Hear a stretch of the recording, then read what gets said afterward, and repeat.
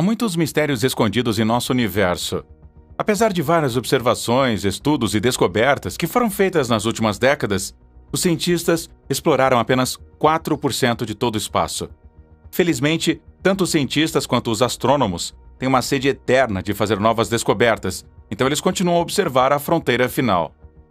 Recentemente, um astrônomo estava escaneando o céu noturno com um velho telescópio quando avistou algo bizarro enquanto espreitava profundamente no espaço.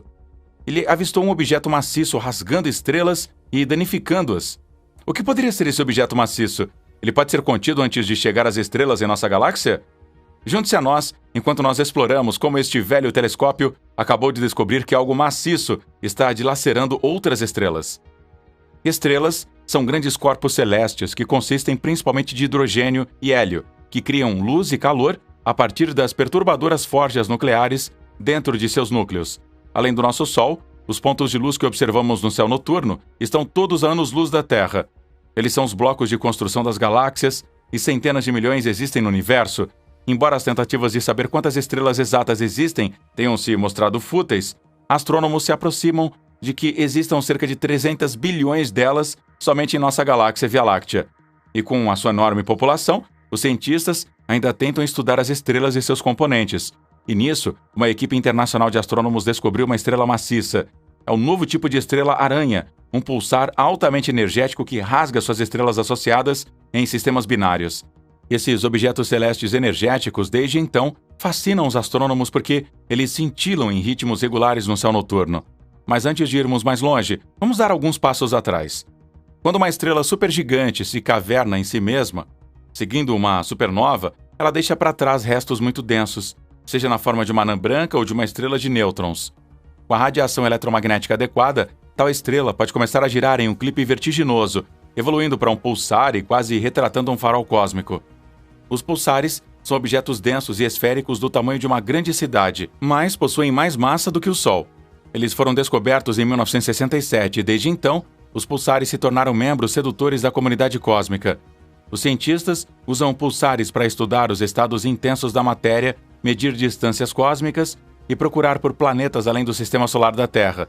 Os pulsares também ajudam os cientistas a encontrar ondas gravitacionais que poderiam direcionar o caminho para eventos celestiais energéticos, como colisões entre buracos negros supermassivos.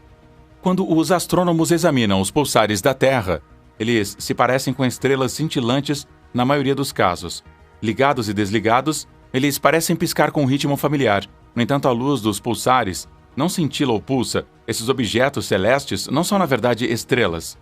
Ao invés disso, os pulsares emitem dois feixes de luz estreitos em direções opostas. Mas mesmo que a luz do feixe seja constante, os pulsares parecem cintilar porque eles também giram. É a mesma situação que acontece quando um farol parece piscar às vezes quando observado por um marinheiro no oceano. Quando o pulsar gira, o feixe de luz pode varrer a Terra, girar fora de vista e em seguida oscilar de volta novamente. Mas para um astrônomo no chão, a luz entra e sai da vista, dando a percepção de que o pulsar está piscando para dentro e para fora. A luz de um pulsar gira como um farol, porque as emissões do pulsar não são basicamente paralelas ao eixo de rotação do pulsar. Como o piscar de um pulsar é acionado por seu giro, sua taxa também mostra a quantidade em que ele gira. Mais de 2.000 pulsares foram identificados no total. A maioria desses gira na ordem de uma vez por segundo, e são às vezes considerados como pulsares lentos, enquanto mais de 200 pulsares que giram centenas de vezes por segundo foram detectados. Estes pulsares são conhecidos como pulsares de milissegundos. Atualmente, os pulsares de milissegundos mais rápidos conhecidos podem girar mais de 700 vezes por segundo. Os astrônomos podem detectar estas estranhas estrelas verificando as suas explosões regulares de raios cósmicos liberados durante cada giro, com períodos que variam de vários milissegundos a segundos inteiros. Suas ações são tão facilmente antecipadas que os cientistas propõem usar a localização de vários pulsares para formar uma espécie de GPS celestial. Há também alguns tipos de pulsares que completam uma rotação a cada 30 milissegundos ou menos. Estes pulsares são referidos principalmente como estrelas-aranha, baseados no fato de que eles são normalmente encontrados em sistemas binários, onde uma estrela associada em órbita estreita está sendo energeticamente decomposta pelo pulsar que coleta a matéria do seu companheiro. É sempre provável que as estrelas-aranha façam círculos em torno dos seus companheiros binários a distâncias tão próximas que eles destroem seus companheiros em pedaços. Basicamente, você pode dizer que essas estrelas-aranha tendem a dar uma mordida em suas companheiras. E como explicado anteriormente, as estrelas-aranha são pulsares de milissegundos ou estrelas de nêutrons que agem como relógios precisos no céu. Elas giram ao redor pelo menos uma vez a cada 30 milissegundos, irradiando como um farol a cada redemoinho. Estrelas de nêutrons, os minúsculos núcleos comprimidos de estrelas antigas, explodem e frequentemente rasgam material de outras estrelas em órbitas binárias com elas e usam o empurrão desse material inflacionado para chegar à velocidade do pulsar. A propósito, as estrelas-aranha são versões raras e únicas destas estrelas.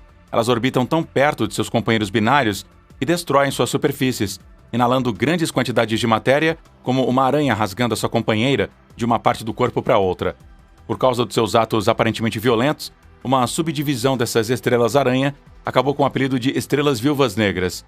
Elas receberam o nome da raça de aranha, na qual a fêmea mata e come o macho após o acasalamento. Existem outras subdivisões, como estrelas redback.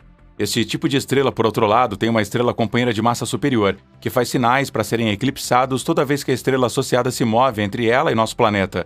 Entretanto, um estudo recente foi conduzido, e descobertas mais chocantes foram feitas sobre estas estrelas-aranha. Foi impressionante, pois cientistas e pesquisadores nunca esperaram ver uma redback e 3 novas viúvas negras na Via Láctea, mas bem, eles viram. Eles também encontraram uma estrela-aranha que foge à categorização, parecendo uma mistura de ambas as espécies. Quando uma estrela-aranha dilacerou a sua companheira para menos de 1/10 da massa do Sol, que normalmente é 0,02 a 0,03 vezes a massa do Sol, essa estrela é chamada de viúva negra. Redbacks têm companheiros mais colossais que se gabam de mais de 1/10 da massa do Sol. Esses companheiros binários de redbacks passam ocasionalmente entre a estrela-aranha e a Terra, formando eclipses temporários. No entanto, os companheiros murchos das viúvas negras não costumam fazer essa proeza. A estrela cruzada detecta ao lado das outras 7 estrelas-aranha, que é o que dá aos cientistas e astrônomos um momento difícil atualmente, já que é um pouco difícil de categorizar.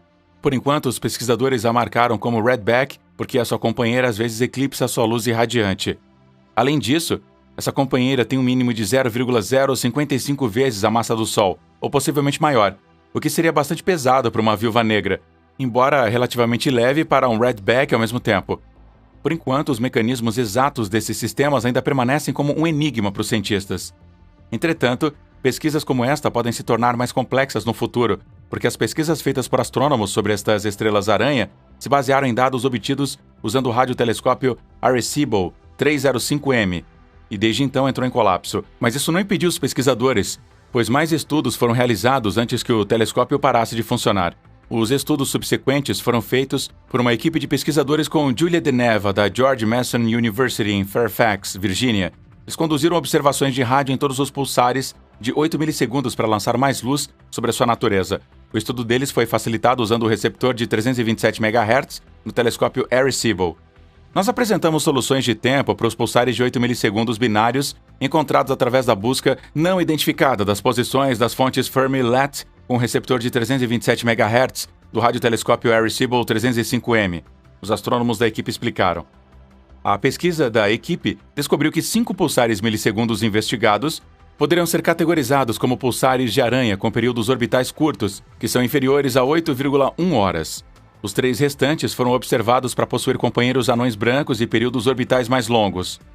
De acordo com suas pesquisas, 3 dessas estrelas-aranha são viúvas negras, com companheiros degradados com cerca de 0,02 a 0,03 massas solares. Elas também exibiram eclipses de rádio, que duram menos de 40% dos seus períodos orbitais. Um dos pulsares, chamado J1048+2339, foi descoberto como sendo um redback moderador de um associado não degenerado com uma massa de mais de 0,3 massas solares. A emissão de rádio deste redback é eclipsada a cerca da metade do tempo do período orbital, o que é típico para essa classe de pulsares de aranha. Quando se trata do J1908+2105, outra estrela-aranha, ela revela pesados eclipses de rádio semelhantes aos redbacks, mas tem uma massa mínima companheira de aproximadamente 0,055 massas solares. Esses atributos seriam ou extremamente altos para uma viúva negra ou invulgarmente baixos para um dorso vermelho. Esse sistema pode representar um raro caso de meio termo entre estas duas classes observacionais, os astrônomos explicaram. Reunindo os resultados, os pesquisadores sugeriram ainda que a possibilidade de descobrir novos pulsares de milissegundos poderia ser melhor no futuro, já que os estudos seriam feitos fazendo observações por mais de 5 a 10 minutos e as analisando, usando códigos de busca para pedaços daquela duração. Mas será que esses pulsares envelhecem de alguma forma, apesar da rapidez com que eles giram? Sim, todos os pulsares diminuem progressivamente conforme eles envelhecem. A radiação liberada por um pulsar é alimentada conjuntamente com o seu campo magnético e giro. E como resultado, um pulsar que reduz a velocidade perderia energia e, ao mesmo tempo, pararia gradualmente de descarregar a radiação. No mínimo, ele para de emitir a radiação adequada para que os telescópios encontrem. As observações de cientistas e astrônomos também sugerem que os pulsares caem abaixo da borda identificadora com raios gama antes das ondas de rádio. Quando os pulsares chegam a este ponto, eles entram em uma fase conhecida como cemitério pulsar. Os pulsares que pararam de emitir podem ser considerados como estrelas de nêutrons comuns pelos astrônomos. No entanto, quando um pulsar se forma a partir de destroços de supernovas, ele gira rápido e emite muita energia. O bem observado Crab Pulsar é um exemplo perfeito de um pulsar assim. Esse período pode durar algumas centenas de milhares de anos, após o qual o pulsar começaria a desacelerar e só liberaria ondas de rádio. Os pulsares de meia-idade, naquele ponto, provavelmente compõem a maior parte da população de pulsares detectados como emitindo apenas ondas de rádio. Estes pulsares, então, viveriam por dezenas de milhões de anos antes de finalmente desacelerarem a um ritmo que morrem e atravessam para o cemitério pulsar. Há uma exceção, no entanto. Se o pulsar estiver localizado próximo a um companheiro estelar, ele pode ser reciclado. Isso significa que ele drenaria energia e matéria do seu vizinho celestial, aumentando o seu giro para centenas de vezes por segundo, criando assim um pulsar de milissegundo e restaurando a vida do pulsar outrora morto. Esta mudança pode ocorrer em qualquer ponto da vida de um pulsar, significando que a taxa de fiação de um pulsar moribundo pode aumentar ao longo de centenas a milhões de anos. O pulsar, então, começa a liberar raio-x, e este par de objetos seria conhecido como um binário de raio-x de baixa massa. Isso faria dos pulsares de milissegundos os pulsares mais antigos conhecidos, já que alguns têm bilhões de anos de idade e continuarão girando a essas altas taxas por milhões de anos. Você acha que essas estrelas encontradas em nossa galáxia causariam qualquer dano, ou é uma boa ideia usá-las como uma espécie de GPS celestial, como os cientistas propuseram? Deixe a gente saber aí os seus pensamentos na seção de comentários.